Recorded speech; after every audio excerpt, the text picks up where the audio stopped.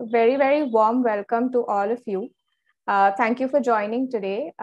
This session is a part of the Skoll World Forum's Ecosystem Day and is wholly curated and hosted by Social Compact Dasra. I would also like to thank our speakers for joining in today and giving us their valuable time in this session. Sorry, just one. Soumya, you can stop screen share. I would like to start with setting a little bit of context on the session. The last 2 years of the pandemic have increased the socio-economic divide, pushing the demographic of informal and migrant workers into greater vulnerability. Today, with our speakers, we will explore the complex narrative of this inequality through the lens of wages and gender equity. And I would like to start with a personal anecdote. A couple of months ago, when I visited a construction site in Pune, and we were in conversation with a few women workers, we went into the direction about asking about their wages. I was extremely surprised to hear that they did not even know what their wages were, simply because these were transferred directly into the accounts of their husbands. It really got me thinking how we take negotiation on salaries and receiving it in our own bank account so much for granted, but there's this huge demographic of workers for whom this is not even something that they think about and is a huge anomaly. The India Wage Report, which is published by ILO, actually speaks about the daily wage for regular and salaried workers. Their wage is in the range of $5, and it's more than double what casual workers earn, which is a measly $2.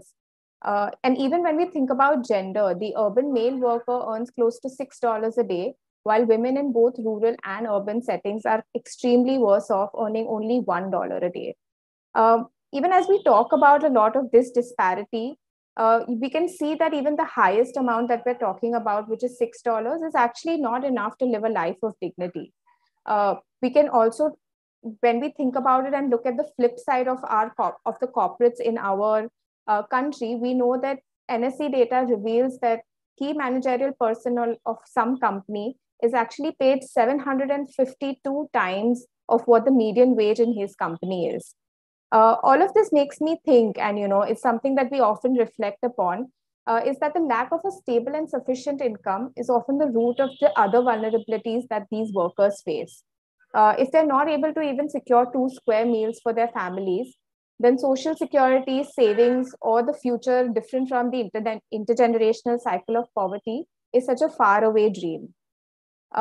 Changing this reality for 90% of India's workforce, which is informally employed, it actually calls for a mindset change.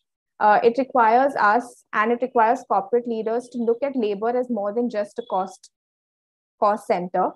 It requires us to think that if we cannot even address the most basic of their basic necessities, then how will we ensure their well-being and provide them with a sense of agencies? This conversation today, and I speak on the behalf of a lot of my fellow panelists, that it is time to advocate for living wages, equality of opportunities and treatment, and the same wage for same work. Through this session, we will delve into actionable approaches on all of these themes and get perspectives from across the world. Our speakers have been working in this space for many years, and they will help us understand the nuances and provide avenues where we can act and make a difference. And so with that, I would like to call upon the first speaker for today, Neha Mishra, who is a part of the Solidarity Center, which is a part of WIMN, which is the Women in Migration Network. Neha, thank you for making time to be with us today. And I will hand over to you with a question on just, understanding how gender plays a role in determining the opportunities and treatment of women at work, and what has been your experience of working, deeper within the supply chain. Thank you so much for having me today, and thank you. I'm very excited about the topic of our discussion today. I do have a tendency to talk fast when I get passionate about what I'm speaking about, so someone just wave to me if I start taking off like a train. So first of all, again, thank you so much for having me. My name is Neha Mishra, and I'm the global lead for migration and human trafficking at an organization called the Solidarity Center, which is an international labor rights non-governmental organization. that is allied with the largest trade union federation in the United States, and we're headquartered in Washington, and we have 30 field offices around the world working in over 60 countries with more than 1,000 partners, basically looking at everything that you can imagine related to worker rights. And so the topic of our conversation today is very much something that I focus a lot on. And I wanted to add a little addendum to the title. When we're talking about gender, I'd like us to be talking about this from an intersectional feminist lens, because in the work that I do, I find it very hard, even when I'm looking at gender issues, looking at women migrant workers, for example, in a lot of my work, it's not just about whether they're women migrant workers, it's about whether they're low-wage women migrant workers. It's about whether they're Black or brown low-wage women migrant workers. There's whether they're in low-wage sectors in the informal economy. There's so much tied up with our intersectional identities when we discuss gender, and approaching it from an intersectional feminist lens, I think, is really important. I'm going to sort of just talk about three things in my short time. Basically looking at how the pandemic has impacted migrant workers, supply chains, and then bringing in a intersectional gender feminist perspective to that. I think we've all seen and we all know that the COVID-19 pandemic has exposed racial, ethnic, gender, and socioeconomic bias that allows our neoliberal economic system to define some categories of work and workers, including migrant workers, as expendable. And these are values that are put on by economies. In my work, a lot of times I'll work with people at the World Bank or government and other economists, and they'll refer to workers, and especially women worker categories, as unskilled, low skilled, highly skilled. And I always push back around that, because just those words alone are commodifying workers, adding value, and reducing the dignity of work given the value that you're adding to those. Instead, I tend to focus on how they are valued and say things like low wage instead of unskilled. Because I don't know about you, but I think the work that everybody does has dignity and skill, and there are things that are categorized as unskilled that I couldn't do. So just to note that. And so the pandemic has revealed these systematic injustices, but it's also creating an opportunity, which I think many of the other speakers are going to talk about today, to progress toward a new social contract that represents the fundamental rights of all workers, regardless of their immigration status, gender, race, sexual orientation, disability, etc. So it's provided us with an opportunity, but it's also shown us that this is not just an issue of a global economic crisis. The global economic crisis has had a devastating impact because of the systems and structures that we have created, the everyday processes that are in place that create these inequalities. The global pandemic has demonstrated that current systems of migration management are failing migrants, whether they're economic migrants, documented or undocumented, migrants fleeing conflict or effects of climate change, regardless of race, ethnicity, gender identity, economic status.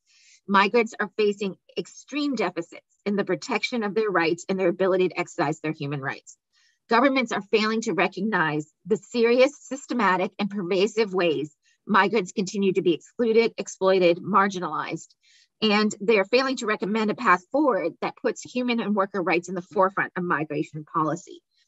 Now is the time for policy coherence. We have to see how our global economy is connected, how migration policy is connected to economic policy, connected to social policy, and develop regular pathways that go hand in hand with regularization of the undocumented, climate change, humanitarian needs, economic and social protection policies. At the same time, the pandemic has revealed, even though we all already knew this, but at least now we have a light shown on it, that there are institutional and systematic flaws in how supply chains are structured and managed. An estimated 400 million people work in global supply chains. During the pandemic, the majority faced reduced income or job losses, often without compensation, notice, wages, or brand accountability, as companies canceled orders or halted production or refused to pay for orders, relying on force majeure clauses. The moves imperiled the livelihoods of garment workers in countries from Asia to Central America, who also face union busting as factories fire union members under the guise of cutting back staff numbers. These disruptions expose the fragility of globalization and, again, the structural failures of our supply chains. We see supply chains the way that they're set up. The buyers have all the power, but yet they blame everything on the suppliers. And suppliers face challenges in terms of meeting costs every day. And the way they respond to that is taking it out on workers. So, for example, when buyers put pressure on suppliers all along supply chains for cutthroat prices for their products, workers are the ones who are caught in the middle. We saw this time and time again during the pandemic, when workers can be fired overnight and not only not receive severance, but don't receive their wages. Wage theft has been rampant during the pandemic. So already we see low wages in supply chains. And then what we see on top of that is that workers are not even paid the wages that they have earned or the compensation that they've earned, whether that's overtime wages, other forms of compensation. And that is because the systems and structures that we have created for global supply chains allow that to happen. Buyers can just say, we're done, cancel contracts. Suppliers can fire workers, especially women workers, migrant workers, other marginalized workers who are not covered by the protection of labor laws, and get away with it. So there's impunity for workers for wage theft, for employers for wage theft. So why would they do anything to stop it? I see that I'm already almost running out of time. So just a couple more things. Women workers, we saw that the COVID-19 crisis is pushing back on the limited gains that we've made on gender equality in the world of work. It's exacerbating feminization of poverty, vulnerability to violence, and women's equal participation in the labor force. Many of the industries in the formal economy that were directly affected by quarantines and lockdown, travel, tourism, restaurants, food production, frontline healthcare, feature a disproportionate number of women workers. Women workers also constitute a large percentage of the precarious informal economy. And again, the informal economy often has very little labor law protections, social protections, economic protections. So we've created, since I'm out of time, we've created an entire global economic and social protection system that excludes the vast majority of workers around the world, including, and in particular, women workers. And we undervalue the terminology that we assign to women workers, undervalues them. And we allow these supply chain systems and migration systems to exclude workers from social protections, from unemployment insurance, other economic protections. And then we're surprised when there's a devastating impact. And I'll just end to say that I really think this is the time. I'm getting very frustrated because I'm working in some migration policy forums now where governments keep talking about small fixes to these broken systems that we saw didn't work during the pandemic, trying to act like we can just go back to where we were. And thankfully, I think the next speakers are going to talk about how that is changing and that workers are pushing back and fighting back. And I think what we need to be doing now is not just addressing the small things, but looking at the systems and structures and the way things are set up, and turn towards a new social contract that I know we're going to talk about later. So thank you so much. Thank you so much, Neha.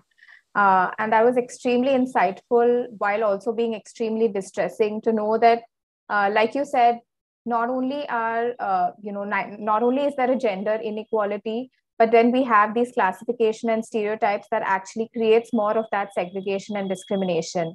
You also touched upon a point of wages and wage theft. But even before wages is the point about the low wages itself that you mentioned. So I would like to invite Shaheen to, Shaheen is a part of the Living Wages Foundation. I would like to invite Shaheen to speak a little bit about what really is this concept of living wages. Why is it important? Who is responsible for actually bringing about this aspiration into our ecosystem to make sure that the most basic of basic necessities, like I mentioned before, is being adhered to. Shaheen, thank you for joining us today. Handing over to you. Thanks so much. Great to be here. Good afternoon, everybody. My name is Shaheen Hashmat, and I'm Senior Project Manager at the Living Wage Foundation, where I lead on our global work. So as Neha has made abundantly clear, we know that low pay is a gendered issue, and that around the world, economies rely on the unpaid work of women, including childcare, cooking, cleaning, farming.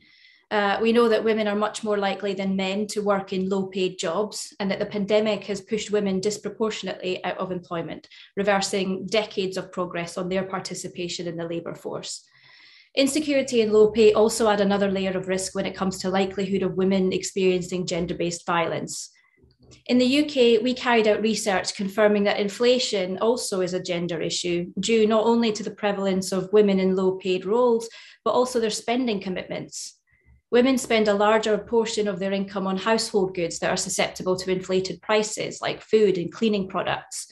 We found that during a period of unprecedented rises to the cost of living, that many more low-paid women than men had fallen behind on household bills, and that more women than men had skipped meals regularly for financial reasons.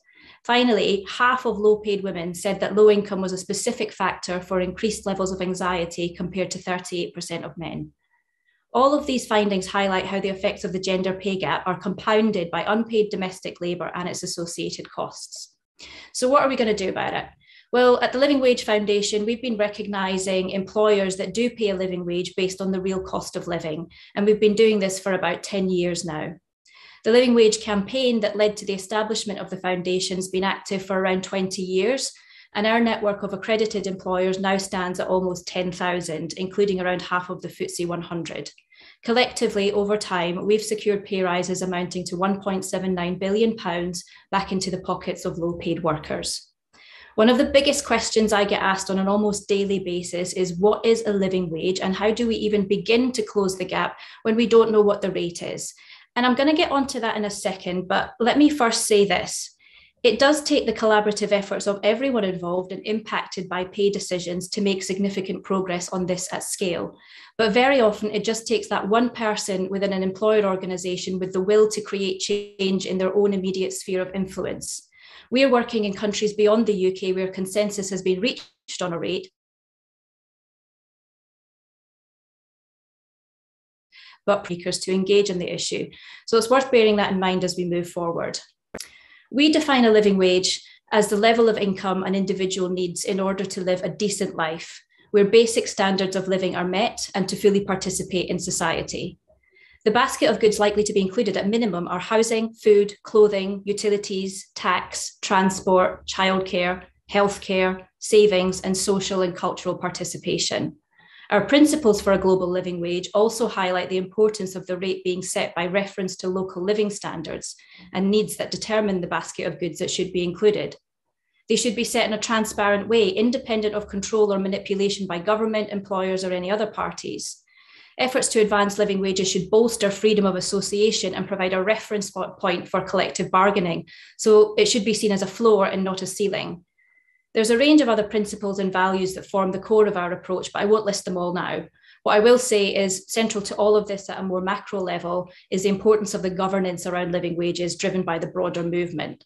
In the UK, we've got an independent living wage commission, an advisory council, and a group of principal partners. And all of these bodies include representatives from workers' unions, civil society, academics, and employers. And the foundation itself is part of Citizens UK, an alliance building organisation focused on building strong communities. And our theory of change is really underpinned by the idea of building power together at three main levels: community power, corporate power, and political power. And this informs the work that we do with our global living wage network, made up of members in around 10 countries at the moment. I think I and others on this call will have made clear the moral case for paying a living wage, but I'm also going to focus a little bit now on the business case and why many employers are increasingly keen to engage on this topic. We worked with Cardiff Business School to carry out a survey of our entire employer network. And while the full report is yet to be published, I think in June or July, I'm able to share some of the top line findings now. Overall, 93% of employers reported that becoming a real living wage employer benefited the business. 75% reported improved retention. One employer found that turnover of contractors fell by a full 75%. 65% of organisations felt that accreditation differentiated them from others in the same industry. And 63% said it improved relations between staff and managers. At 85%, employers reported an enhanced reputational benefit, which in turn, of course, helps attract better talent. So besides this survey, we also carried out research with the European Association of Work and Organisational Psychology, which found that organisational capability is boosted as staff have a better basic skill level that can be further raised through training and development opportunities. The living wage offers productivity improvements and cost savings, which in turn stabilise revenues and lead to new value creation. To give a couple of examples, KPMG during its first year of paying a real living wage found that turnover of cleaning staff fell from 44% to 27%. They reported the benefits listed above, but they also added that the initial increased cost of wages and other benefits was offset by the reductions in recruitment costs. So these are some of the reasons why employers are becoming more engaged on the topic, but I think there's also growing recognition that living wages are critical to stabilisation of the global economy. More money in the pockets of low-paid workers boosts aggregate demand, and public budgets would also benefit as states would need to spend less on supplementing inadequate wages through tax credits and in-work benefits. Increased aggregate demand would furthermore help states to generate more revenue through taxes and social security contributions. In one study carried out by the Harvard Business School in 2020, they estimated that closing the living wage gap worldwide would generate an additional $4.56 trillion every year through increased productivity and spending. That's an increase of 5.4% of global GDP for a cost of just $1.89 trillion. So assuming that you're now an employer who wants to do the right thing and pay a living wage to all directly employed staff, third-party contracted staff, and perhaps start to look at your supply chain too, where do you begin? My best advice would be to accredit where it's possible. Beyond the UK, these schemes exist in New Zealand, Canada, and most recently in the US with the launch of Living Wage for Us in November last year.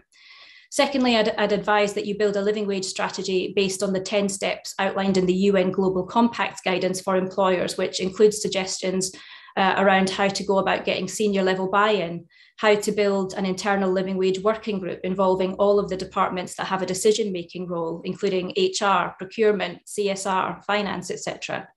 How to identify an external partner to help measure the gaps or quantify in-kind benefits.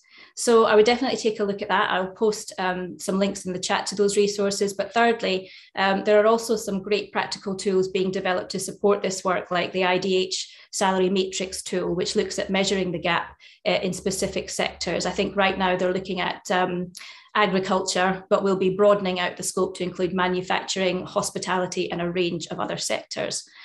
I'll close by saying that there's growing recognition of the fact that a global economy built on the pursuit of exponential growth and hyperconsumption is simply not sustainable in every sense of the word. And that it's only by distributing income and wealth more fairly that we can even begin to address some of the most urgent challenges that we're facing today. And it has to be through provision of living wages across global value chains. Thank you. Thank you so much, Shaheen. I think you've given the listeners more than enough reason to, even consider a living wage and a very adequate explanation of what it actually means. When we think about the living wage as the cost of the necessities that you laid out, and the basic cost of living, it actually doesn't need any more of a case to be made around that. We have with us Marta, who's going to provide a different perspective in terms of while there are business benefits and the moral case of providing living wages, there's more than just money that can be looked upon as capital. So when you're making decisions in the business, how do you look at human and social capital also as capital and not just think about monetary impacts and of your decision making? So Marta, with that, I will hand over to you to speak about your experience and share some of the insights from your work in this space. Thank you, Pankuri. And yes, thank you very much for the invitation. It's great to be in this great discussion today with this good panel. So before starting, I'm going to present the Capitals Coalition. So I'm Senior Director at the Capitals Coalition. The Capitals Coalition is a global collaboration. So we are bringing together different stakeholder groups because we are facing big challenges and we need the support of everyone from academia, business, governments, standard setters, the NGOs. So what we are intending to do is to transform the way in which decisions are made by making visible the value provided by nature, people, and society. So this is what we refer as the capitals. So what the difference is that we are trying to recognize these valuable things, nature, people, and society, as assets. Assets that are valuable because we depend on them, and because of our activities, the activities from governments, finance, and business could be impacting on them. So what we are trying is to make visible those values and the value of the impacts on them, because if they are assets and they are valuable and we are eroding them, we can realize, or we are restoring them, understanding the value, we can integrate that into our decisions and change our decisions, making those valuable things visible on them. So how we propose to approach this is using a capitals approach that they are framed into documents. So we published the Natural Capital Protocol in 2016, and 2 years after, we published the Social and the Human Capital Protocol. So these protocols are for a business audience, and they are frameworks for to help businesses to identify which are these relationships with these capitals. So these relationships can be impacts or dependencies, and also we are helping companies to measure and value and understand the relative importance of those impacts and dependencies, to integrate them into their decision-making process, to make them visible in their decisions. So these protocols are structured around 4 stages. So first, we are building on what Shaheen was explaining. We are trying to, helping businesses to understand why it's important to consider these capitals and which are the relationships with them. So we are building the business case. There are some risks and opportunities associated with those relationships with people, with nature, and with society. So then when companies have understood that there are those risks and opportunities because of, it could be an operational risk, it could be because of the relationship with the finance community because they want to drive the resources towards more sustainable activities. It could be because of the clients that are also asking for more sustainable activities from companies. There could be different drivers of risk and opportunity. So once we understood that is relevant to understand our relationship with the capitals, the companies should go and understand what is material. So going into a stage of a scoping stage to understand what is material for them. And once they have identified what is material, they can go and measure and value those relationships, those impacts and dependencies. This can be done understanding which are the activities of the business, understand how those activities are changing those capitals, which are the consequences for people, for the nature, and then we can value those changes in that people are experiencing or that they are happening on nature. So when we have the information about the value of those impacts and dependencies, we can integrate them. So the last stage is the application stage. So we are going to incorporate those into the business decision-making processes. So all this can be kind of theoretical, but I can illustrate it with all the progress that we have been doing on the living wage space. So we have been working with SIFT, that is a leading NGO on human rights, in trying to develop an accounting model for business to assess their progress towards a living wage. So our premise is that the living wage is a threshold, and paying below the living wage is eroding this thing that we have said that is valuable, it's a capital, is eroding the human capital.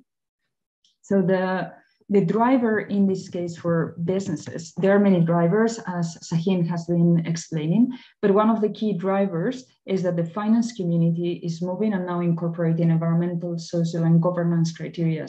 So in terms of the social criteria, showing how you are managing your relationships with your human capital for businesses is going to be really important. So that's why we wanted to create a standardized accounting model for businesses to understand internally and take decisions, and also engage with the finance community, but also with other stakeholders. So in terms of how companies can measure and value, what we have been developing is this accounting model for companies to understand how many workers they have paid below the living wage and how far they are from the living wage, which is the gap. So once the companies have understood and measured this, they can go beyond and understand which are the consequences for the workers of being paid below the living wage. There are some consequences for workers, mainly in terms of health, because they don't have access to nutritious food, because they are not living in houses with good conditions. So all that is harming the health of workers. And we can, with some statistical information, we can make relationships, and companies can understand how much they are harming the health of workers. So with that, they have visibility and understood beyond, for example, the loss of productivity, which are the consequences also for the workers, not just for the businesses. And also that information, the impact on health, could even be expressed in monetary terms, because there are also techniques that allow us to measure the value of life, and we can put that into information that could be integrated and understood by the managers or anyone in a company. So this is what we are proposing. We are developing this accounting model to help companies especially understand how it's important if they want to reduce their gap and move towards a target of paying everyone a living wage, where it's more important to act. Because with this information, we can understand that acting in countries with lower income will allow them to have more benefits. So for $1 paid in different countries, the reduction of the impact is bigger in those countries with lower income. So all this information is visible following this accounting model. So yes, we are now going for a piloting process, and this model will be published at the end of the year. And we expect some standard setters working internationally to pick these recommendations, to start asking all the companies to report on this information. And we hope to see this into the discussion when we have information about it. Thank you very much for the opportunity of sharing this today. Thank you, Marta. And it's a really interesting framework that you've shared about. And I've always been fascinated ever since I heard about it for the first time, considering the risks and impacts of the decisions on the workers and the larger community. And I think between Shaheen and you, with 2 research papers coming out in the second half of the year, we will have a lot more to entice, the other stakeholders to come and join this movement for living wages and then beyond towards more equity and dignity for the workers. With that, I would like to invite Deval Sanghvi, who is the co-founder of DASRA, to speak a little bit about DASRA's approach towards the informal workers portfolio and what really prompted the beginning of the movement social compact that DASRA has been the platform for. Deval, thank you for joining us, and I will hand over to you.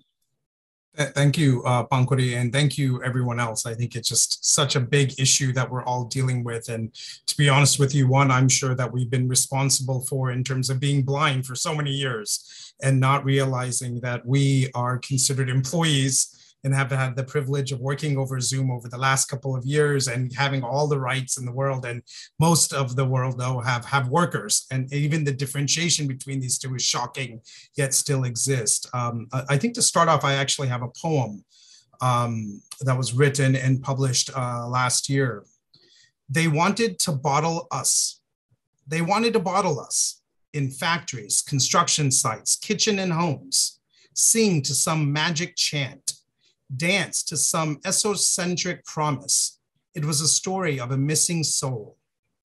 They wanted us to become some sprawling shadows on the wall, do all the work without expectation, happy without longing, surviving without being etched permanently. And I think this is the story for so many individuals across the world who are responsible for building our cities, feeding us, providing us transport, keeping us safe in this pandemic, yet they are considered workers, informal workers, unskilled workers, migrant workers. The list goes on and on and on. And these are individuals who have lacked dignity and equity. And as a society, we have enabled and allowed it to happen for decades, if not generations. The social compact was born really when India suffered its probably harshest lockdown than any other country globally in March 25th, 2020, when we had more individuals migrating at that particular time, majority of them informal workers, than actually what happened in the partition when Pakistan, Bangladesh, and India were separated. This led to significant starvation, significant injustice, but reality is the lack of dignity and equity was there all along. It just took a once-in-a-century pandemic for us to see that. In India today, we have 200 million informal workers, 200 million. That's close to 90% of our workforce. And yet we still call them informal. And the 10% that have all of the rights, we're, for whatever reason, considered part of the formal workforce.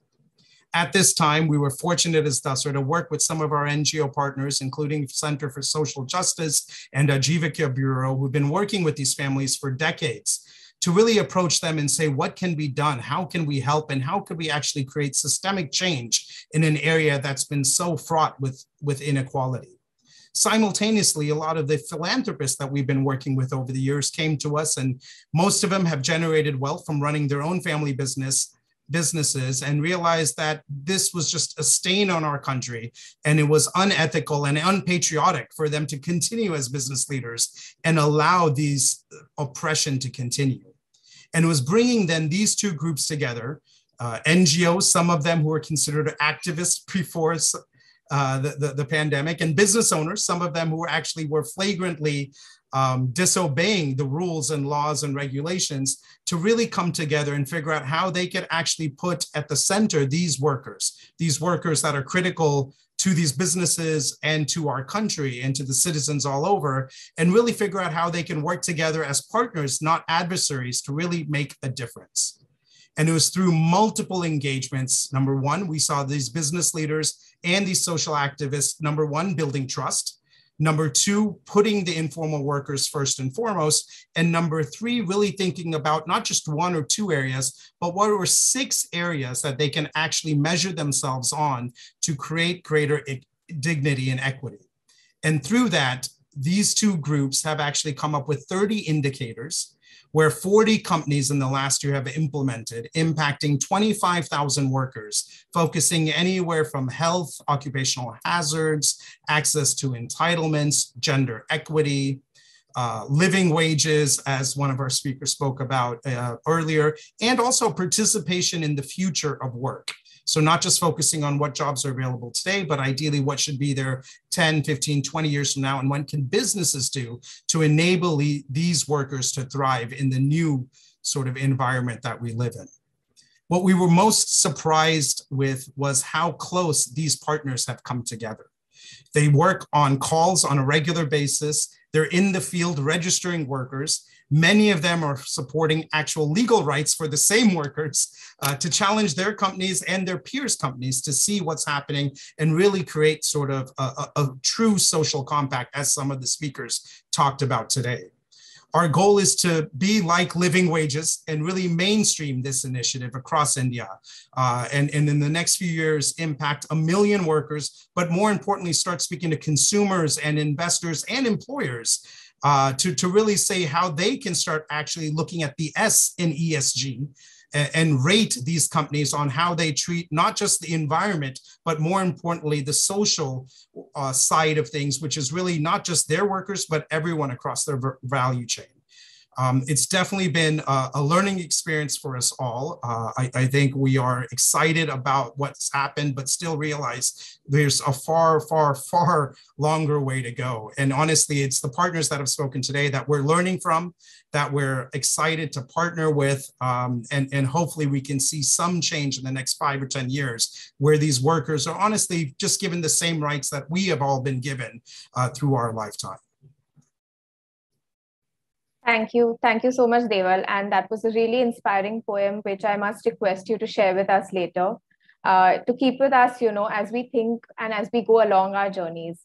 What you spoke about is that we've taken a small step and we have a long way to go. And each of us actually has a role to play if we just look at, the different vulnerabilities out there and think about our role, whether as employers or as the community around workers, and think about what we can do. For this purpose, I would like to call upon Shubhika Sharma, who is the founder of Papa Don't Preach. That's a luxury fashion brand in Bombay and India. And she has joined the social compact journey last year and has been able to make tremendous change within her own company. She can speak more to what the changes were and how her journey has been.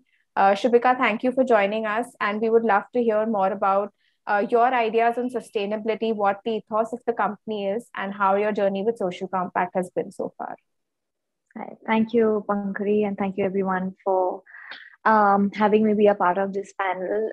It just further reiterates after hearing everyone speak today that I am here to learn more than I am here to teach today or even impart from my story.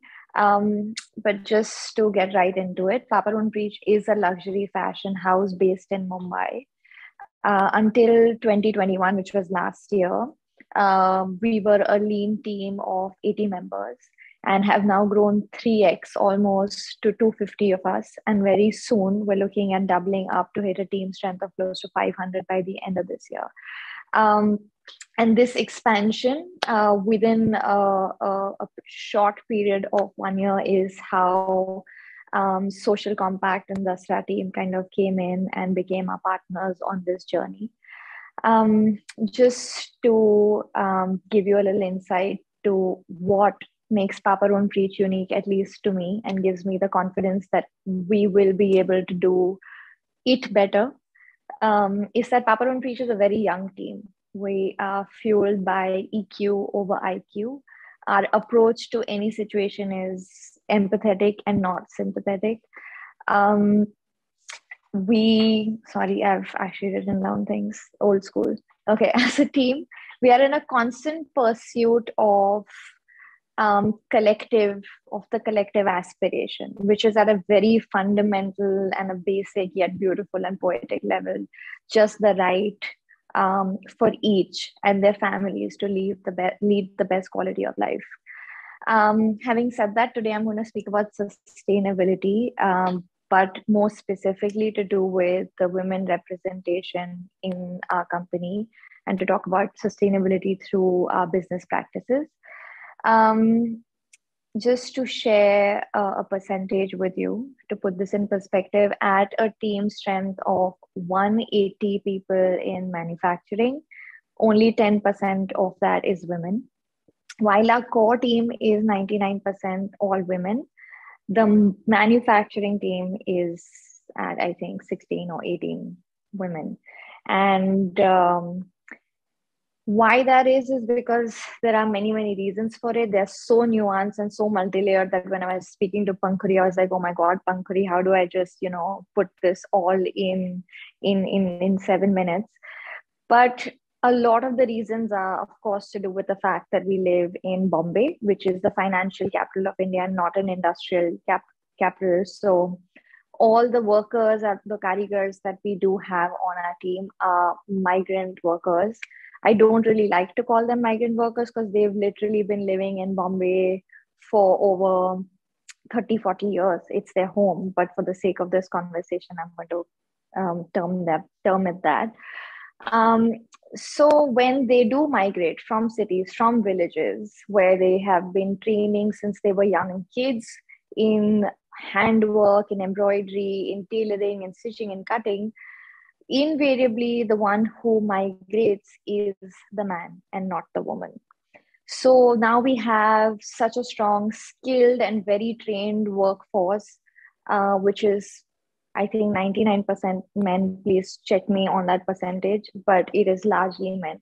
We don't really have access to women who have been skilled in hand embroidery sitting in Bombay.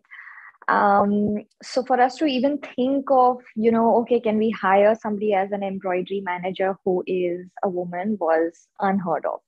It is also, fashion industry is also an unorganized industry in India. We don't really have a LinkedIn or any such platform to go out and seek talent or skilled talent. It happens through word of mouth. And what we really rely on are the leaders, which is a master for tailoring or a karkhana, like embroidery karkhana manager to get more teammates on. And how they employ and how they reach out to their people is, they actually take a train back into their villages, get a group of people together and bring them back into the city. They live together, 7, 8, 9 of them in one house and do this kind of work. Also women, whoever we have worked with. So we were always conscious about the fact that we wanted to work with women. We have for years now, I think over 4 or 5 years, been working with some amazing organizations that work proactively in rehabilitating and upskilling women, underprivileged women. So we've been working with them to create all of our upcycle packaging, the duster bags, with the women there, but we didn't know how to integrate women. Okay, sorry, 5 minutes up. Integrate women into our core team, which is where when Social Compact came in, they held up a mirror and they said, hey, you don't have any women. And we were like, yeah, we know, but we don't know how to do it. So they had like really, deep conversations with our master Gs and all the leaders. And the reaction to the question of why don't you have women tailors or why don't you have women embroiderers was more of confusion and surprise than of any other kind of ill intent, because they themselves don't know if women can do this work, or they think that women are too delicate to do it because it requires like physically sitting there and working for hours at a stretch. They have left behind their wives and sisters and mothers who take care of the house and the softer aspect of everyday life.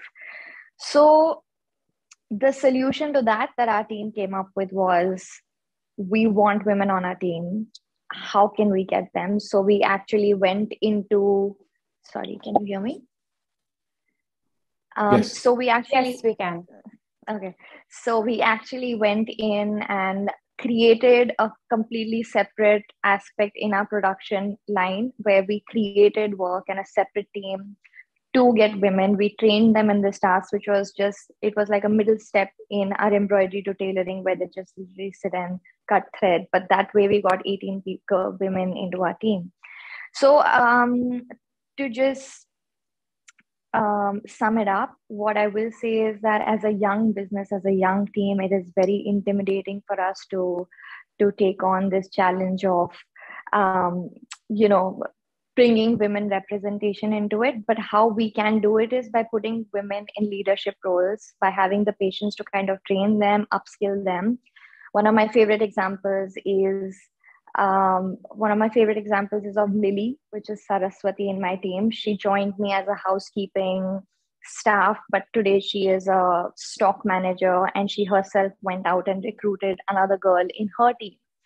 So I feel that if we have women in leadership positions, if we have the time and patience to train and upskill them, if we give them the authority to recruit their own team, is when we will actually start seeing a change and representation happening within companies. Because giving them this not only gives women, I have seen this personally after conversing with the women in my team, is it just doesn't give them financial independence, but it gives them a sense of community, identity, and so much comfort, because often they're escaping abusive relationships, living conditions, and they're actually really excited to come to work just to be able to work with other women. I think Social Compact has helped us get insurance for our entire team, conduct health checkups, and just hold up this mirror to make our place a more sustainable and a better and a happy place to work at. I'm sorry I had to end it like that, but that's it. Thank you. Not at all, Shubhika. It was, I think it's really inspiring to see, employers like you taking such a deep and detailed interest in not only the lives, but the context of where the backgrounds of where their workers are coming from, what ails them, and what are sort of the roadblocks, so that you're able to navigate them more efficiently. I think that's what the call to employers is, to, look at the workers out there as your own family, look at the ecosystem and see what change you can make. I also remember our conversation where we kind of arrived at the conclusion that if each employer were to do that, then this huge problem would not seem so unsurmountable. And everything that you spoke about, really delves on the fact that once you hear from the workers, once you're able to understand what their needs are or what their aspirations are, then actually solving them becomes slightly easier. With that, I would like to call upon Anant Naishadam, who is the co-founder of Good Business Lab. A lot of their ethos is based upon putting the workers' voice front and center, and they have developed various tools and frameworks to be able to enable employers to do this not only within their companies but within their supply chains as well. Anand, would love to hear from you. What really drives you? What have been your experiences in actually helping employers hearing back from their workers? Because I know you also do the research bit on that. Would love to hear about your findings and your personal aspirations in this space. Excellent. Thanks so much for everyone for sticking with us till the end here. I'm going to try to talk very quickly, but still articulate so that, I don't breeze over the message. GBL and me personally, we've been as committed to the living wages conversation as we have been to voice. What I'm going to talk about at first is going to be voice for a couple of reasons. One, because it's what we've made substantial progress on of late. And I think it sends a nice roadmap for what we should be doing and we need help doing on the living wages front. But the other is that I think fundamentally what makes me so excited about worker voice is that it breaks from the, forgive me for saying, paternalistic or colonial mentality that development work can sometimes have, where we have a conversation like this amongst very respected and really committed people, but sometimes have a kind of discussion around what workers need without a worker in the room, or what they want without a worker in the room. What I love about worker voice is that it flips the script, right? It puts all the emphasis on the workers themselves saying what they need or want at every stage of the way. And then the way our work has kind of doubled down on that is to say, when we test tools for worker voice, we both find out whether they themselves are feeling heard and valuing it, but we measure success by the actions themselves of the workers. Are they sticking with the firm longer? Are they more likely to show up for work? Are they themselves saying that they feel more trusting of management and trusting of the mechanisms, and so on? So that's kind of the center of the work and the way we've designed it, and why I'm so excited to be talking about what has now been almost a decade's worth of work, 3 consecutive rigorous randomized control trials from which we've learned a bunch of exciting and I think very important things. First and foremost, I would argue that the whole process has taught me that majority of stakeholders involved are convinced of the core idea that worker well-being is good business, kind of good, GBL's tagline. Not only is it an ethical thing to do to take care of workers and invest in these types of mechanisms, but we find a lot of belief in the notion that it could be profit maximizing, it should be productive, it could be efficient and cost saving. For example, when approaching worker, firms about doing this worker voice work, we had a lot of executives and HR managers alike express a lot of belief in the value of being able to track grievance and cases from workers, being able to demonstrate their own effort in trying to resolve those things and measure it, and even being able to use this tool to direct their attention to the most critical cases or any cases that seem to be common, and evidence of a more systemic problem. What is lacking, we find at Good Business Lab, when in all of these kind of agendas, and this being, of course, a very important one, is that it's not necessarily often the commitment or interest in doing this work that's lacking, but rather the knowledge of how to do it, where to invest, what works best, how much does it work, and therefore how much can I afford to spend and to convince my boss we should spend because it's going to return back. Those are the questions we're trying to make the most progress on, so that we can really give a blueprint and a tool and a product that's imminently adoptable and then can scale the impact. One thing I want to point out quickly is that this issue of worker voice is intimately linked with decent pay. Our very first voice trial was actually a very simple, old school paper survey where we approached workers and asked them how they're doing and what they think about XYZ, right after what turned out to be a disappointing minimum wage hike, in government wage hike. And what was really fascinating about that was that the workers very clearly, both via the survey itself and in their actions, revealed that they valued tremendously just being asked, just being checked in on what's going on, just opening a dialogue around these issues. Just that alone delivered, they showed with their feet that they were 20% less likely to leave the firm, and that they were more likely to show up to work months and months after we kind of issued this survey. But of course, from there, we built on, right? So what we found in an overarching sense is that even the small stuff, maybe that's a sad point about what the equilibrium looks like right now, a lot of what Deval and others have said, is that, look, workers are getting such little respect and such little empowerment and such little agency that even the small stuff they show a tremendous value for. Just asking them, just showing up and showing that you are care and working on it can be enough.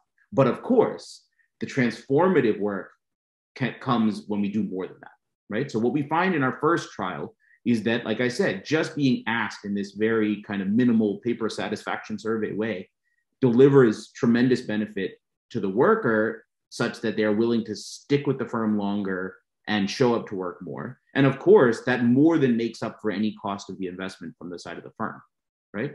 But what we wanted to do was come up with something, a version of this that's always on, right? A technology-enabled version that's there when the worker needs it, not at these kind of intermittent times when the firm decides to take a kind of dipstick measurement, right?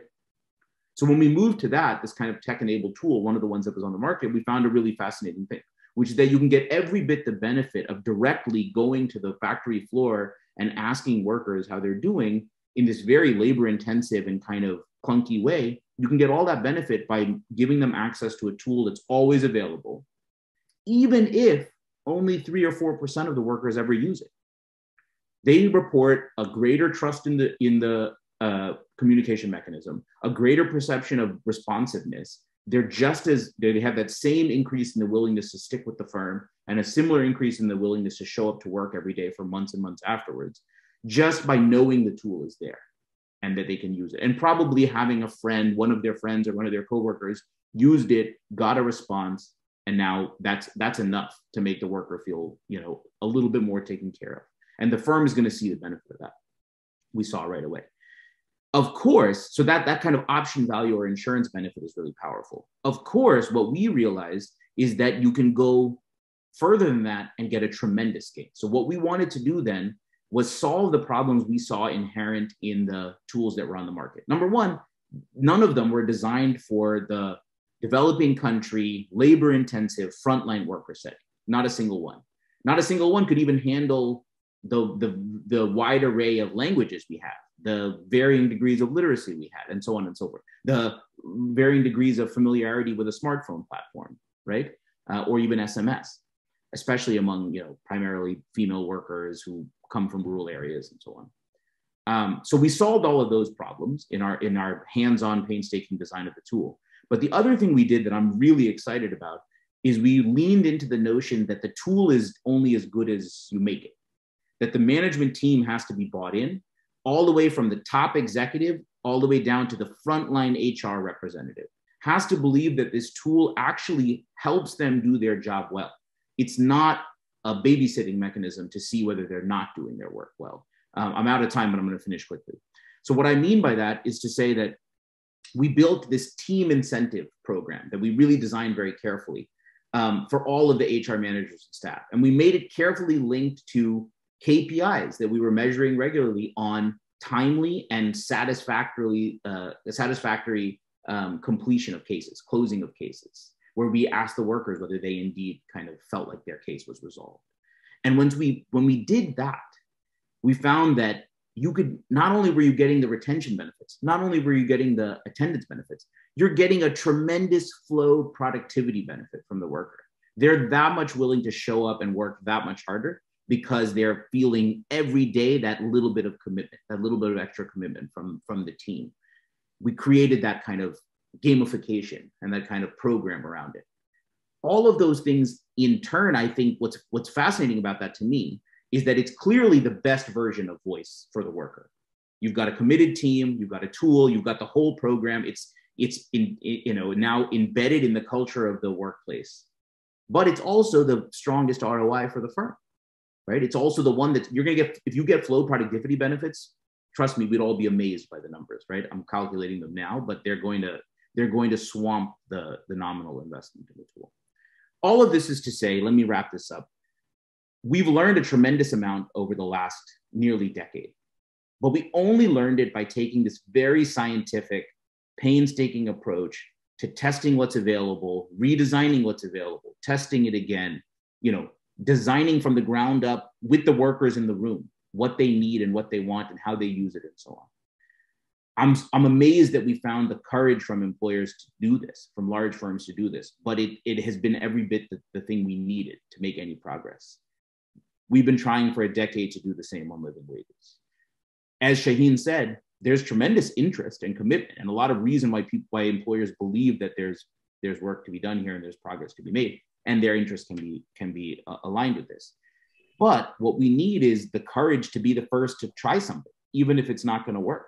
What we need is the commitment to a scientific approach that does what we're saying. You know, let's test a small thing. Let's figure out why it's bad. Let's design it again and try it again, and so on and so forth. We've gotten very close before with some very big multinational companies to only have them kind of get a little nervous by the idea of trying something that might not work, right?